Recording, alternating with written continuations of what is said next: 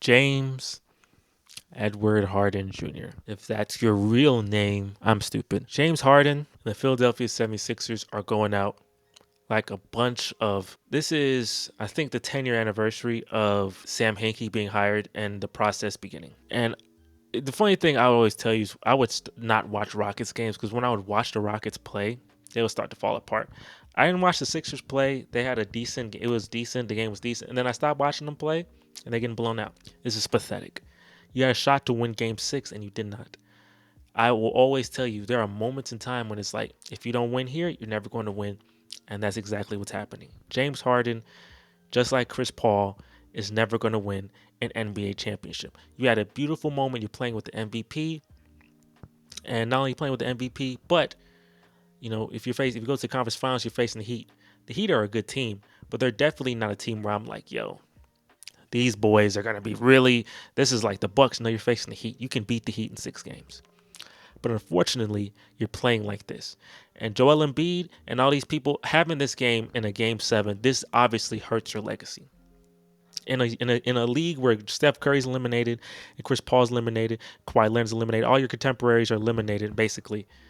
Kevin Durant's eliminated. You are the last person standing out of the contemporaries in this 2010s because LeBron was a part of the 2000s and the 2010s. He's been so freaking old, right?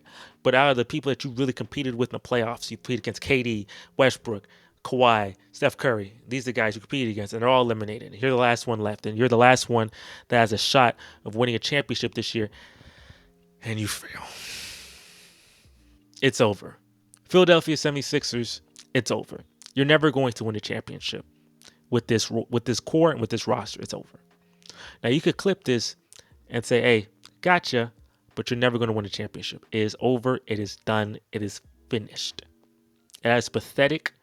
You couldn't win Game 6 when you had a great shot at winning Game 6. You squander Game 6 and you get blown out of the complete water in Game 7 when you have the best shot ever of making it to the finals. I want to see a Jokic versus Joel Embiid finals, but I'll never be able to see that. I don't know if I'm going to see that in the regular season because Joel Embiid always ducks Jokic. It's over. And if you're a Philadelphia fan, understand that. Because I've had moments as a Rockets fan where I'm like, it's over. We're not winning. And this is the moment. It's done. It's done. James, your legacy, it is what it is. You're a guy who's an excellent offensive weapon. You're one of the best offensive players ever, top 15, top 10 offensive player ever, especially in the regular season. But in the postseason, you crumble. And it's frustrating to watch because we know how great you are as a player, but you crumble. I don't want James Harden back in Houston because what is that going to do for me? He going to make the postseason and crumble for me? I need new plot. I don't want the same plot. I've already seen it. It's the same thing. He inconsistent, and when it's the Game 6s and 7s, he plays terrible. I can only tell you one Game 7 where he played well, like truly well. It's unfortunate. James, I appreciate all the stuff you've done for the city of Houston and all the things that you are, and you're an excellent offensive player, one of the greatest players ever, and for sure, surefire Hall of Famer. But unfortunately, you're not a champion.